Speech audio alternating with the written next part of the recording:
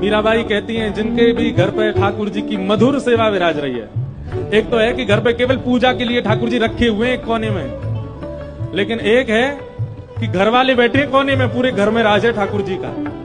ऐसे घर देखे हैं आपने? हमने अधिकतर घर कैसे देखे हैं? पूरे घर में घर वाले, ठाकुर जी बैठे कोने में, छोटी सी जगह अलमारी में बैठे हैं। पर कई घर कैसे हैं? घर वाले हैं कोने में, पूरे घर में राज है ठाकुर जी का। और हम और किसी की नहीं कह रहे, हमारे घर ही आके देखना आप, ठाकुर जी कैसे ठाट में विराजते हैं। और भी जहां रुके हुए वहां देखो कैसे ठाट में, पूरे घर पूरा वो फ्लोर ही ठाकुर जी ने अपना ही बना रखो है। ऐसे ही होना चाहिए। लेकिन याद रखना, जिनके घर पे ठाकुर जी कोने में बैठे हैं, इसका मतलब है वो केवल पुण्य के लिए ठाकुर जी को, अपनी कामनाओं के लिए ठाकुर जी की सेवा कर रहे हैं।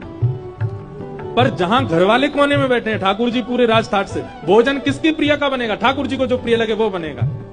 घर में क्या होगा? ठाकुर जी को जो प्रिय है वो होगा।